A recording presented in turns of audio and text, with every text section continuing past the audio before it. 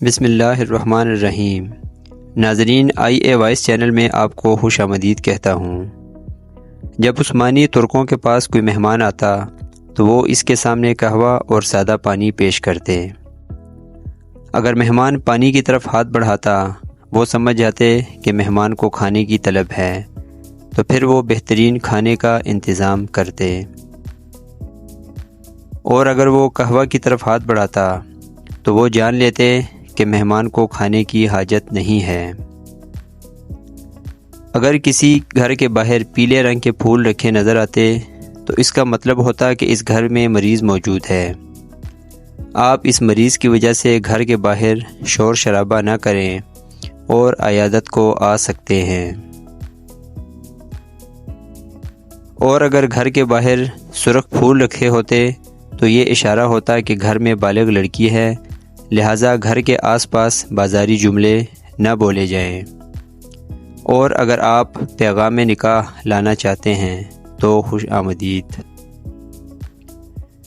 گھر کے باہر 2 قسم کی ڈور بیل گھنٹی نما ہتھوڑے رکھے ہوتے، ایک بڑا ایک چھوٹا۔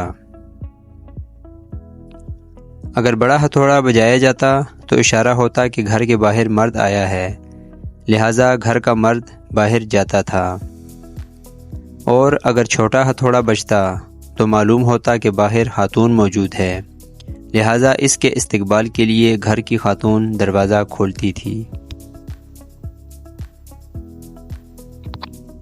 عثمانی ترکوں کے صدقہ دینے کا انداز بھی کمال تھا کہ ان کے مالدار لوگ سبزی فروش یا دکانداروں کے پاس جا کر اپنے نام سے کھاتا کھلوا لیتے تھے، اور جو بھی حاجت مند سبزی یا راشن لینے آتا تو دکاندار اس سے پیسے لیے بغیر اناج و سبزی دے دیتا، یہ بتائے بغیر کہ ان کا پیسہ کون دے گا۔ کچھ وقت کے بعد وہ مالدار پیسہ ادا کر کے کھاتا صاف کروا دیتا۔ اگر کسی عثمانی ترک کی عمر 63 سال سے بڑھ جاتی اور اس سے کوئی پوچھتا کہ آپ کی عمر کیا ہے، تو وہ نبی پاک صلی اللہ علیہ وآلہ وسلم سے حیا و ادب کرتے ہوئے یہ نہ کہتا کہ میری عمر 63 سال سے زیادہ ہو گئی ہے،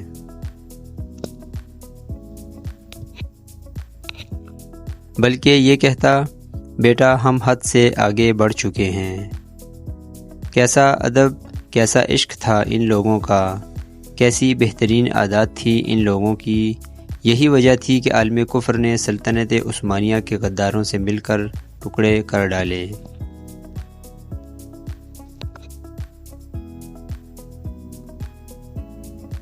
میرا دل کرتا ہے کہ اس پوسٹ کو میں ہر مسلمان تک پہنچ جاؤں، تاکہ مسلمان اپنی تاریخ کو پڑھیں اور پھر سے یہ اصول اپنائیں انشاءاللہ۔ اللہ پاک ہم سب کو صراط المستقیم پر چلنے کی توفیق عطا فرمائے، آمین۔